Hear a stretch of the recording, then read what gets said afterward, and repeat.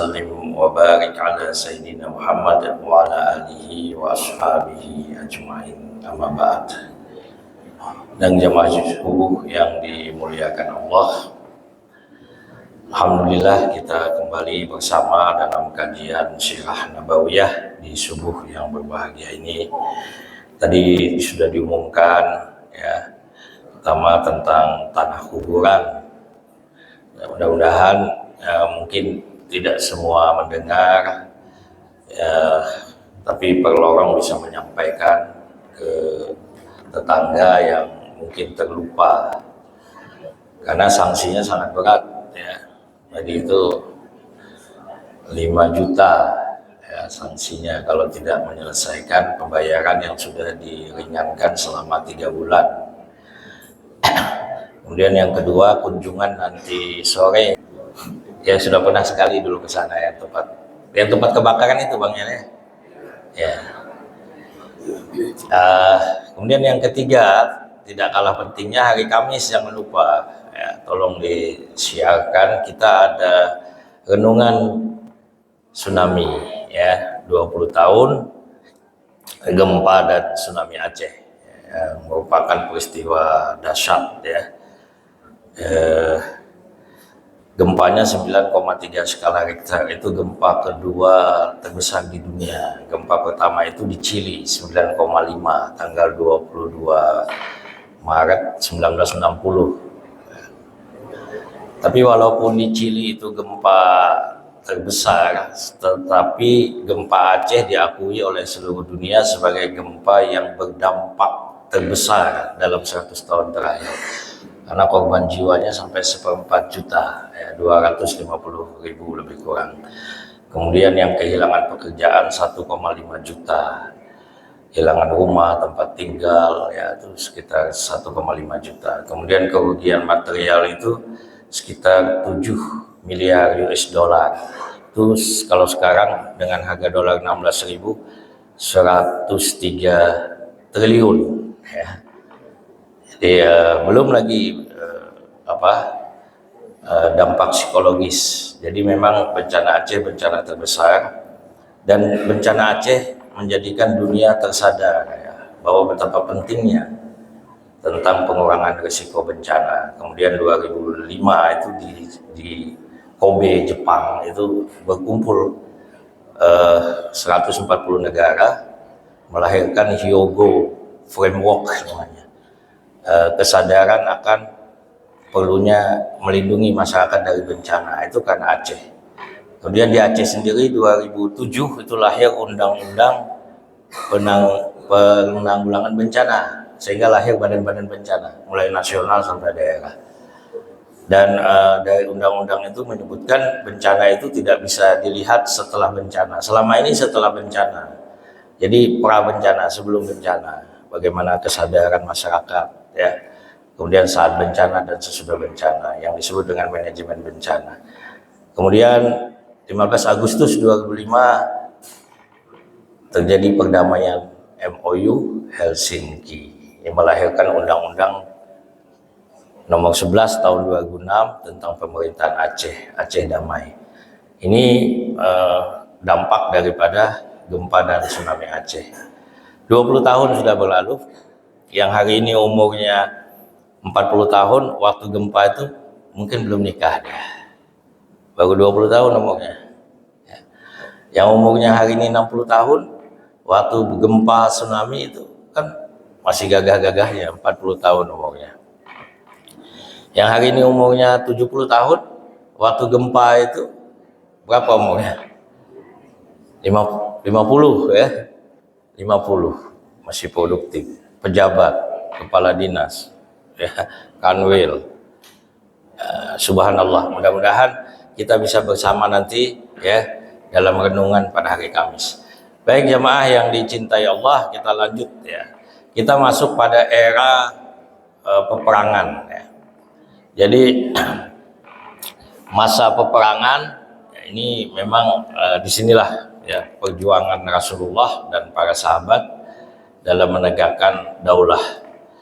Jadi ada beberapa peperangan ya, dan izin sebelumnya tidak ada izin berperang ya. para sahabat masih bersabar ya, di Madinah. Umar mengajak Rasul untuk melawan, kata Rasulullah, belum saatnya, kita belum kuat ya. Kita kan dalam kebenaran ya Rasulullah, kenapa kita diam saja?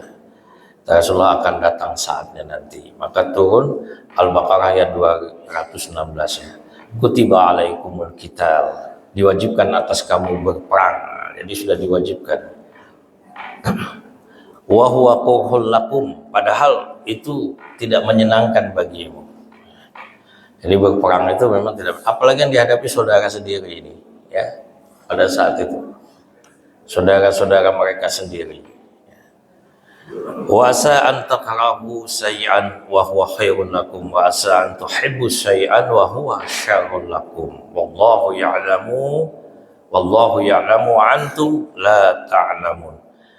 Lalu Allah mengatakan, boleh jadi kamu tidak menyenangi sesuatu. Wa asa an takrahu syai'an, boleh jadi kamu tidak suka akan sesuatu. Wa huwa khairul lakum, tapi itu yang terbaik ya bagi Allah. Wa asa an tuhibbu syai'an wa huwa syarrul lakum, dan boleh jadi kamu itu ya menyukai sesuatu. Wa asa an tuhibbu syai'an wa huwa syarrul lakum, padahal itu tidak baik bagimu. Wallahu ya'lamu wa antum la ta'lamun, Allah mengetahui sedang kamu tidak mengetahui. Jadi ini ayat yang berkaitan dengan kewajiban perang. Ya, maka para sahabat menyiapkan diri, lalu Rasulullah membentuk tentara. Nah, menarik, ayat ini sering juga diambil oleh para ulama, ayat yang wa asa an takrahu syai'an wa huwa khairul lakum. Bisa jadi kamu tidak menyenangi sesuatu padahal itu baik bagimu. Ya. Artinya itu yang baik bagi Allah, yang Allah baik. Kita bisa jadi tidak suka sesuatu, kita kecewa ya. Tapi ayat ini mengatakan kamu kecewa, tapi itu bisa jadi yang terbaik untukmu. Kemudian disebutkan lagi, wa huwa syarrul lakum wallahu ya'lamu wa antum la ta'lamun. Dan boleh jadi kamu menyukai sesuatu. Wa asa an tuhibbu syai'an, kamu suka akan sesuatu padahal itu tidak baik bagimu. Allah mengetahui sedang kamu tidak mengetahui. Jadi ayat ini membesarkan kita terhadap berbagai hal yang kita hadapi dalam hidup ini. Kadang-kadang kita kecewa, kadang-kadang kita merasa kok begini ya. Tapi kembali, bagi kita tidak baik, mungkin ini yang terbaik bagi Allah. Dan ketika kita menganggap sesuatu yang terbaik, belum tentu, dan bisa jadi itu sesuatu yang tidak baik bagimu. Karena wallahu ya'lamu wa antum la ta'lamun, Allah itu mengetahui sedang kamu tidak mengetahui. Nah, ini adalah lokasi perang ya. Jadi perang besar yang nanti perang besarnya itu ya perang Badar ya, kemudian ada perang Uhud. Ini dekat-dekat ini ya, perang Badar agak jauh, perang Uhud dekat, hanya sekitar 5-6 km dari Madinah ya. Perang Khandaq ini lebih dekat lagi ya, di pintu gerbang kota Madinah. Jadi ini adalah wilayah-wilayah peperangan di masa Nabi. Nanti ada lagi perang Tabuk ya, perang Mu'tah. Yang berurusan dengan Quraisy hanya 3 perang ini. Perang Badar murni dengan orang Quraisy. Perang Uhud juga orang Quraisy balas dendam karena kalah dalam perang Badar. Tapi perang Khandaq ini disebut Al-Ahzab ya, dibahas dalam surah Al-Ahzab dalam Al-Qur'an. Ini perang koalisi, sekutu, karena sudah melibatkan orang Quraisy dan Yahudi serta suku-suku besar yang ada di sana. Jadi ini. Baik jamaah, sebelum perang Badar, jadi ada ya, tidak otomatis tiba-tiba perang gitu. Kalau orang Jawa bilang ujuk-ujuk ya, tapi Nabi itu memang ada persiapan. Nah, ini yang perlu yang kita akan bahas dulu tentang sebelum perang Badar apa yang terjadi. Jadi Badar ini adalah nama sebuah sumur. Jadi yang digali oleh seorang yang bernama Badar dari kabilah Ghifar. Sumur sumur di Badar itu yang dikuasai oleh Rasulullah itu sampai sekarang masih menghasilkan air. Ya, bagi yang pernah datang ke Badar, nah itu bisa melihat ya, air itu tetap ada, dibuat keran begitu, bisa ambil wudhu. Jadi ini wilayahnya, ya. Ini Mekah di bawah ini, kemudian ini Madinah. Jadi Badar ini lebih dekat kepada Madinah.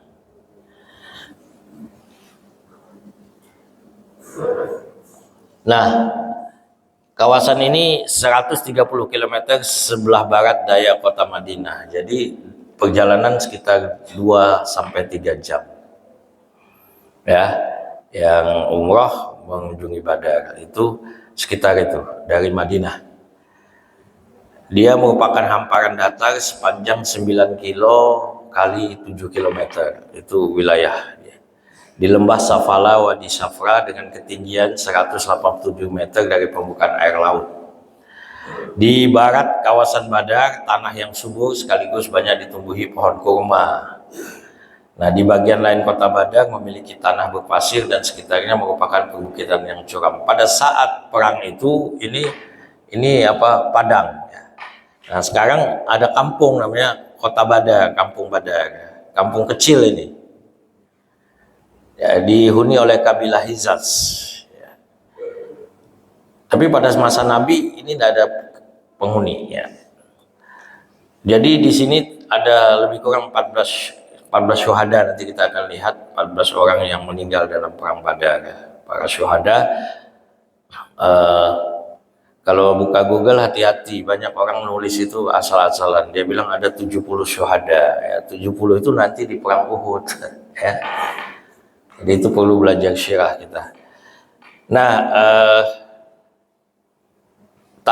saya dapat data tahun 1349, itu sekitar tahun 1930-an. Badar ini desa kecil dihuni hanya 2.000 hingga 10.000 jiwa. Ya. Jadi ini ada rumah-rumah. Kalau yang sudah ke Mekah, Madinah, ya mudah-mudahan yang belum Allah langkahkan ke sana, amin ya rabbal alamin. Di sana rumahnya tidak seperti rumah kita, ada atap gitu kan, apalagi ada bangunan model arsitek Roma misalnya. Di sana petak-petak saja rumah kan, karena daerah padang pasir ya. Tapi kalau kita masuk terkejut kita, hambalnya cantik gitu ya, pokoknya mewah lah kalau masuk ke dalam rumah orang-orang Arab. Tapi kalau di luarnya ya kayak ruko dicor saja, dicor di atas. Mobil di sana pun hampir tidak ada garasi ya, di luar saja ditaruh gitu. Dan mobil banyak warna cerah. Kita banyak warna hitam ya, warna gelap. Karena daerah panas di sana. Dan 5 tahun akhir sudah mobil. Ya. Saya tidak tahu peraturan di sana ya. Kalau kayak di Singapura kan di atas 5 tahun nggak boleh jalan lagi mobil ya. Sehingga dulu dikirim ke Sabang. Ya. Kirim ke Sabang. Orang beli mobil baru lagi. Karena secara lingkungan juga mobil tua itu mengganggu emisinya ya. Kalau kita nggak punya mobil lain gimana lagi kan? Baik, ada 2 lembah di sana ya, ada 2 lembah, Al-Udwah dan Al-Dunya. Ini kita kenal Badar dulu. Dan Al-Udwah Al-Quswa ya. Lembah Dunia dan Lembah Quswa. Nanti ada Bukit Malaikat, kita akan lihat ya. Di antara 2 lembah terdapat Gunung Jabal Aspal. Kemudian di sana ada masjid. Masjid ini sebenarnya bekas Nabi Muhammad memimpin sebagai panglima. Sekarang jadi masjid, namanya Masjid Ghammah atau Masjid Arishi. Ya, saat ini kalau waktu Jumat digunakan sholat Jumat. Awalnya masjid ini adalah kemah yang dibangun oleh baginda Rasulullah Shallallahu Alaihi Wasallam pada perang Badar. Nah, saya perlihatkan gambarnya. Ini dia. Ya. Masjid Al-Arishi, tempat Rasulullah menyusun strategi, tempat Rasulullah menangis ya, ketika berdoa, bergoncang tubuhnya ya, sampai Abu Bakar memegang Nanti kita akan lihat bagaimana dua pasukan ini berhadapan. Hujan waktu itu, hujan. Seperti subuh ini hujan. Nah, ini Masjid Al-Arish alias Masjid Pondok Kurma juga. Ini adalah perkemahan yang dibangun Rasulullah pada saat perang Badar. Sekarang sudah cantik ya. Nah, inilah nama para syuhada. Ya. 14 itu kan. Saya enggak hitung sih. Ya, pokoknya dihitung 14 lah. Ya, ini ada monumen ini. Bagi yang ke sana biasanya sempat berfoto. Ya, jadi ini 1, 2, 3, 4, 5, 6, 7, 8, 9, 10, 11, 14, 16 ini hitungan saya. Nanti kita lihat nama-namanya. Nah, ini Bukit Malaikat ya. Saya ini ada di Metro ya, bisa dilihat juga. Jadi ada itu yang lingkaran itu digambarkan para malaikat hadir. Jadi ini di belakang dari Bukit Badar itu ada satu bukit pasir, sampai sekarang ada ini seperti ini. Nah, ini dinamakan Bukit Malaikat, maksudnya tempat malaikat turun. Nah, ini digambarkan kan dalam Al-Quran, kisah perang Badar ini ada turun ribuan malaikat ya. Dan memang ada sahabat yang melihat ada orang yang jatuh sendiri kepalanya. Putus. Dan secara logika 300 orang menghadapi 1000 orang, 300 orang ini pun tidak siap untuk perang. Nanti kita akan ceritakan bahwa memang Rasulullah tidak berencana perang ya. Itu memang kejepit, sudah nggak ada pilihan lain. Tidak mungkin 130 km balik lagi panggil yang lain.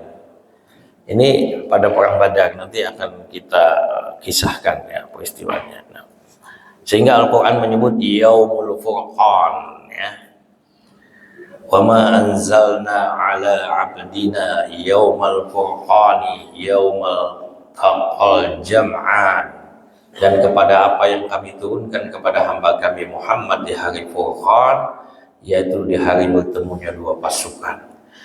Sebagian besar sejarawan, para ulama menyebut ini 17 Ramadan ya peristiwa ini. Ibnu Abbas radhiyallahu anhu berkata dinamai dengan Al-Furqan karena pada perang tersebut Allah memperlihatkan antara kebenaran dan kebatilan. Furqan itu kan artinya pembeda ya, pembeda. Sehingga Umar bin Khattab digelari Nabi Al-Faruq ya. Juga akar kata Furqan Al-Faruq, dia adalah orang yang tegas membedakan antara yang hak dan yang batil ya. Umar Al-Faruq. Nah, latar belakang perang Badar, kenapa terjadi perang Badar? Jadi kita tahu pada awal dakwah Islam di Mekah, Rasulullah dan para pengikutnya ini dipersekusi ya, istilah sekarang ini kan, dan penindasan dari kaum Quraisy yang musyrik. Jadi ditindas, diintimidasi ya, bagaimana Bilal diseret dengan kuda, dilempari sepanjang jalan dengan batu ya, tanah, lalu ditarik ya, karena Bilal budak daripada Umayyah dan dia akhirnya tidak bisa lagi mengucapkan kata-kata selain ahad, ahad ya, yang maksudnya adalah Allah yang Esa, Allah yang Esa. Sehingga Bilal dihadapkan wajahnya ke matahari yang di dalam tarikh Munawar Halil, itu Munawar Halil ulama Indonesia, beliau menulis tarikh 3 jilid ya, bagi Bapak Ibu ya, di toko buku ada itu, untuk anak-anak di rumah bisa dibelikan ya, karena itu bukan terjemahan, bahasanya enak gitu, mengalir karena orang Indonesia yang nulis. Dikatakan oleh beliau, kalaulah diletakkan daging saat itu, saat Bilal disiksa itu, maka hanya dalam beberapa saat daging itu akan keras, kering karena panasnya ya, begitu siksaan terhadap Bilal ya, sampai nanti Abu Bakar datang dan menyelamatkannya. Kemudian Ammar ya, Ammar bin Yasir, itu bundanya dibunuh, Sumayyah nama mamanya, tusuk dari kepala sampai belakang ya. Kemudian ayahnya Yasir juga dibunuh di hadapannya, dia diikat. saudaranya Abdullah juga dibunuh. Dan dia sendiri dicelupkan dalam air. Minum air, kan? Nahan napas berapalah sanggup. Kemudian dia angkat lagi, celupkan lagi. Ya. Disuruh mengingkari Nabi Muhammad, sampai akhirnya dia mengingkari Nabi Muhammad karena tidak sanggup lagi. Lalu dia dibebaskan karena disaksikan dia mencela agama Muhammad, dia memuji berhala, orang senang. Kemudian setelah dia tersadar, dia malu dan dia takut jumpa dengan Rasulullah. Tapi Rasulullah tahu. Lalu Rasulullah menyuruh mengirim orang memanggilnya, memaafkan karena apa yang dia lakukan di luar batas kemampuannya. Dan Ammar ini menjadi sahabat Rasulullah yang sangat setia, ya, Ammar bin Yasir. Banyak lagi siksaan-siksaan yang luar biasa yang dialami oleh para sahabat, ya. Nah, kemudian para sahabat pernah datang menghadap Rasulullah dengan derita yang begitu berat, ya. Rasulullah mengatakan, bersabarlah, ketahuilah orang sebelum kita, kata Rasulullah, ada yang digergaji badannya. Orang sebelum kita, kata Rasulullah, ada yang kulitnya disetrika, ada yang kulitnya dikerok dengan sikat, ya, besi. Nah, sehingga sahabat menjadi tenang dia bahwa ya, cobaan yang dialami belum seberat yang dialami oleh umat-umat yang mempertahankan akidah masa lalu. Nah, ini penyiksaan ini berkurang dan berakhir ketika para sahabat sudah hijrah ke Madinah, ya. Ini yang memaksa mereka hijrah, migrasi ke Madinah. Sebelumnya sudah mencoba ke Ethiopia, ya, Habasyah. Nah, sahabat-sahabat yang ada di Habasyah, termasuk istri Nabi Ummu Salamah yang nikah jarak jauh, ya. Ummu Salamah, Ummu Habibah, ya. Istri Nabi yang Ummu Habibah yang suaminya murtad, ya. Itu nanti dia tidak kembali lagi ke Mekah, tapi disediakan oleh Raja Najasyi kapal untuk dari Afrika itu bersandarnya itu menuju di dekat dengan Madinah. Saya tidak tahu pelabuhan apa, artinya yang jelas dekat dengan Madinah. Jadi mereka tidak kembali lagi ke Mekah. Nah, penyebab utama perang Badar ini konflik kaum muslimin dan musyrikin Quraisy, ya. Orang Quraisy di Mekah sangat marah melihat kaum muslimin sudah banyak pindah ke Madinah dan mereka khawatir bahwa muslim di Madinah akan berkoalisi dengan suku-suku di sekitarnya, dan ini terjadi. Jadi sebelum perang Badar itu nanti Nabi Muhammad melakukan banyak perjanjian, ya, dengan kampung ini, dengan dusun ini, ya kan, kepala-kepala dusunnya Nabi panggil. Jadi ketemulah, terjadi persahabatan.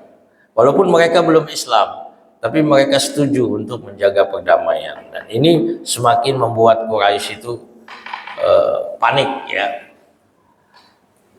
Bahkan Quraisy Mekah itu melakukan serangkaian tindakan penyerangan terhadap muslim, ya. Kadang-kadang mereka mengganggu muslim di luar Madinah yang melintas.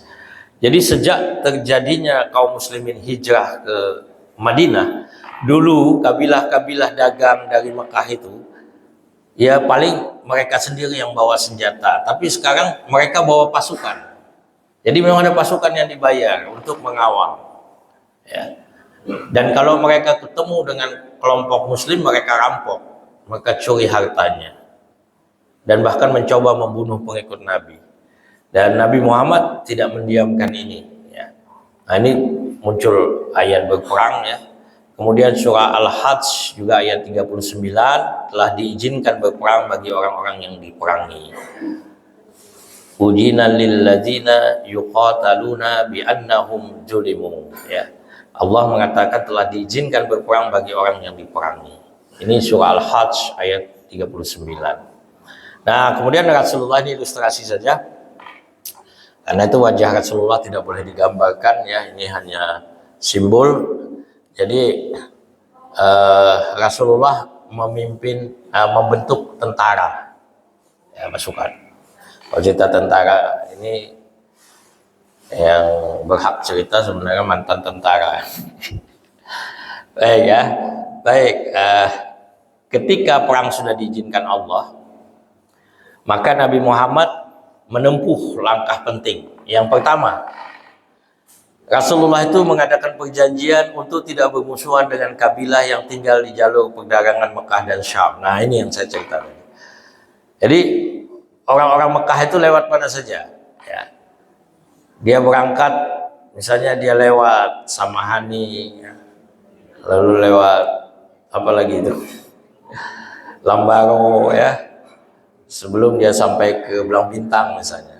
Nah, itu Nabi berdamai, membuat perjanjian dengan kabilah-kabilah yang tinggal di jalur perdagangan. Secara tradisional, kabilah dagang Mekah Sam ke Sam di utara melalui Madinah.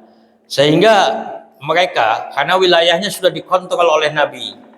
Saya teringat konflik dulu ya, ada wilayah yang sudah dikontrol oleh satu kelompok misalnya. Nah, jadi akhirnya mereka ada juga mencari jalan lain, jalur lain di sekitar Madinah. Ini yang dilakukan Rasulullah. Nampak kan Rasulullah ini bukan sekedar imam biasa, bukan sekedar pemimpin agama biasa, tapi beliau itu seorang panglima. Ya. Sehingga ada yang mengatakan pada diri Muhammad itu ada keulamaan, kecendiakawanan, kecerdasan, ya, panglima, ahli strategi, ahli militer, diplomat, semua gelar-gelar hebat sekarang yang dimiliki oleh orang-orang itu berkumpul di dalam diri Nabi Muhammad. Orang sekarang menyebut talenta, ya.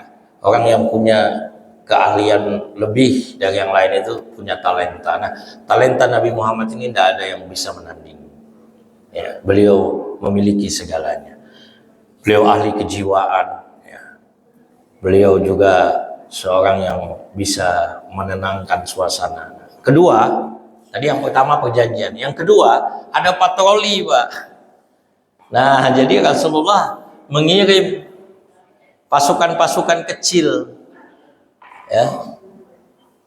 Ya, Pak Jikri ada patroli itu kan, pasukan-pasukan kecil, ya. Pak Jikri waktu masa konflik ikut juga, ya. Jadi ada jalur-jalur perdagangan itu dikirim ekspedisi militer. Nah, ada perbedaan para ahli sejarah menyebut syariah, ya. Syariah itu pasukan Islam yang tidak dipimpin oleh Nabi, dipimpin oleh orang yang ditunjuk Nabi. Kamu sekarang sebagai komandan peleton, ya, apa namanya? Kompi peleton. Kalau yang kecil apa? Regu. Kamu komandan regu, itu syariah. Tapi kalau gazwah, kalau disebut gazwah Rasulullah, itu Rasulullah sendiri yang menjadi panglima. Karena perang Badar itu gazwah, perang Uhud itu gazwah, ya. Nah, jadi sebenarnya perang itu banyak yang kecil-kecil. Jadi kita akan lihat nanti syariah dulu. Jadi syariah ini regu-regu yang Nabi siapkan. Ini operasi militer Rasulullah. Ini jalurnya, ya. Subhanallah, saya juga ketika melihat peta ini kagum juga, ya, dengan catatan sejarah hidup Rasulullah luar biasa. Ya, jadi ini Madinah. Ini ada Bawats. Ini wilayah yang terdekat, regu yang terdekat. Jadi Nabi itu mengirim jauh-jauh kadang. Yang paling jauh itu yang dekat dengan Mekah ini Naklah. Naklah ini dekat Taif. Waktu saya cerita Nabi pulang dari Taif ada jin masuk Islam, itu kan di Naklah, ya. Naklah. Jadi ini yang terjauh Naklah dari Madinah. Jadi pasukan Islam itu sampai sudah berani mendekati sini, ya. Nah, ini jalur-jalur Nabi mengirim pasukan, ya. Ini jalur-jalur. Nah, ini Badar ini sebenarnya sudah sering didatangi oleh pasukan kecil Rasulullah sebelum perang dahsyat. Sehingga nanti kita bisa melihat kenapa pasukan muslim itu, ya, mereka berupaya lebih dulu ke Badar dan menguasai sumur, lalu menutup sumur-sumur yang lain. Sehingga ketika orang kafir Quraisy datang, nggak ada air lagi, gitu. Ini karena pasukan kaum muslimin sudah lebih dulu survei ke sana. Ya, kalau bahasa geologi saya dulu recognize, ya, sudah melihat lebih dulu, ya. Jadi sebelum perang Badar, ya, ini perang Badar, karena itu di dalam sejarah disebut Badar Kubra, itu perang Badar yang besar, ya. Artinya ada perang-perang kecil. Rasulullah telah melakukan peperangan baik langsung dipimpin oleh beliau maupun didelegasikan kepada para sahabat. Beberapa wilayah ya ada Bawats, tadi kita sebut Bawats itu yang terletak di arah laut dari pusat komando. Yang paling dekat ini.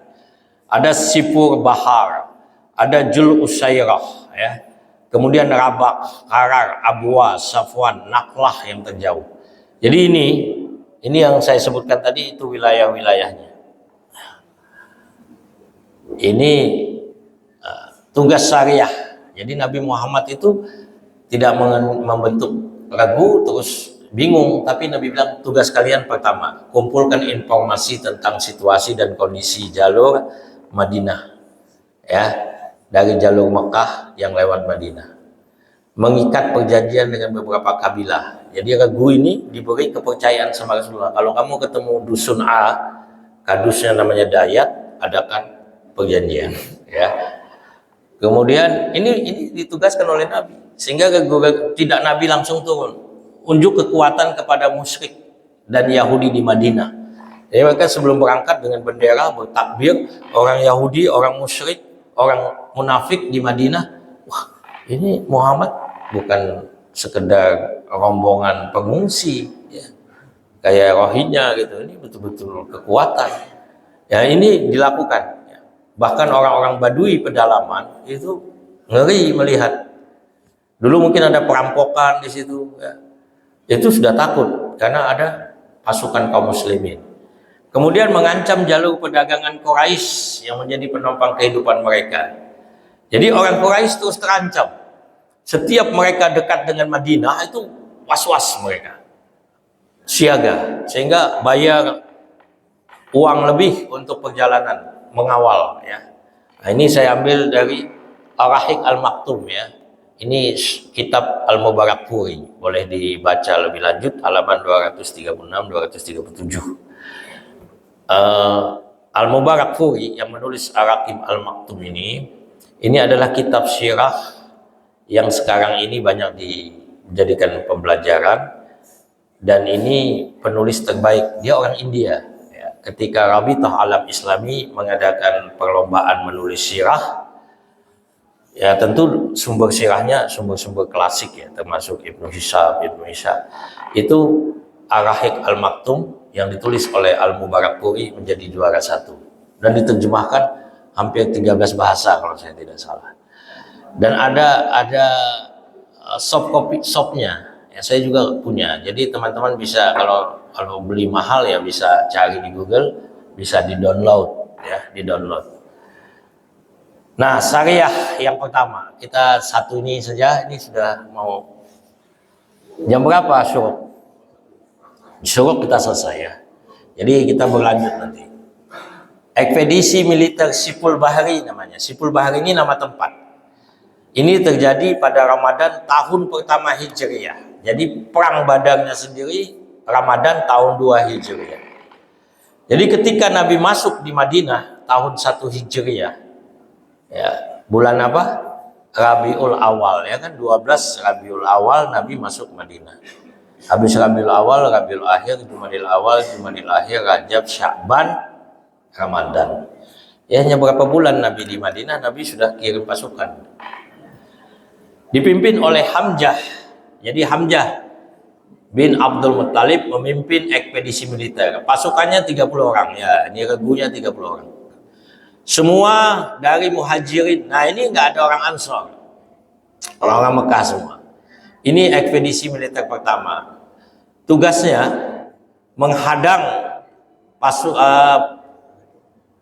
kafilah dagang Quraisy yang dipimpin oleh Abu Jahal bin Hisham. Jadi Abu Jahal itu membawa 300 orang dagangan, tentu ada pasukannya juga. Mereka sempat berhadapan, jadi sempat mau perang nih di daerah Sipul Bahri sebelah barat Madinah, arah Yanbu dekat Laut Merah. Tapi tidak terjadi karena dicegah oleh Majid bin Amir Al-Juhani. Nah, ini sekutu kedua kubu. Jadi dia juga sekutu dari Muslim, dia sekutu dari kafir Quraisy. Udahlah, nggak usah berkelahi, lewat saja, kira-kira begitu ya, damai-damai. Nah, tapi ketakutan ini Abu Jahal. ya, ketakutan. Nah, terakhir ekspedisi militer Rabiq. Ya. Ini bulan Syawal, jadi Ramadan Syawal. Tahun yang sama Nabi menugaskan Ubaidah bin Haris bin Abdul Muttalib. Ubaidah ini berarti sepupu Nabi, karena Nabi bin Abdullah bin Abdul Muttalib. Dia membawa 60 orang prajurit muhajirin patroli mengawasi kafilah dagang syariah ini bertemu dengan kafilah dagang Quraisy pimpinan Abu Sufyan bin Harb bersama 200 pasukannya di pedalaman Rabiq. Ya. Mereka saling melepas anak panah. Jadi tidak sempat berhadapan tapi memanah, saling memanah. Nah, pada saat itu Sa'ad bin Abi Waqqas terkena panah. Ini panah pertama dalam sejarah Islam. Ya. Jadi sahabat Sa'ad dikisahkan terkena panah tapi tidak tewas. Ya. Sa'ad bin Abi Waqqas ini adalah sahabat Nabi yang juga panglima perang. Bahkan ini masih menjadi perdebatan, ada kuburannya di Cina, ya, di daerah Cina, ya, bukan di Cinanya, di mana namanya itu? Daerah Islam masuk ke Cina itu, alah, kalau lupa saya. Ada yang tahu? Ya, apa daerah Islam Cina dulu pernah saya cerita juga. Sa'ad bin Abi Waqqas ada kuburan sana, ya. Lupa saya namanya, nanti kita ulang lagi. Baik jamaah, saya kira ini dulu ya, nanti kita akan lihat lagi ekspedisi militer Qarar, kemudian Ghazwah. Nah, Ghazwah ini peperangan di masa Rasulullah ya. Jadi sampai terjadinya perang Badar, jadi meletusnya perang Badar ini setelah terjadi kegiatan peperangan kecil tadi. Nanti kita akan sampai pada 17 Ramadan tahun 2 Hijriah akan terjadi perang Badar ya. Subhanakallahumma wa bihamdika asyhadu an la ilaha illa anta astaghfiruka wa atubu ilaik. Assalamualaikum warahmatullahi wabarakatuh. Bagi yang belum beli kalender bisa menghubungi Syekh Sofyan ya.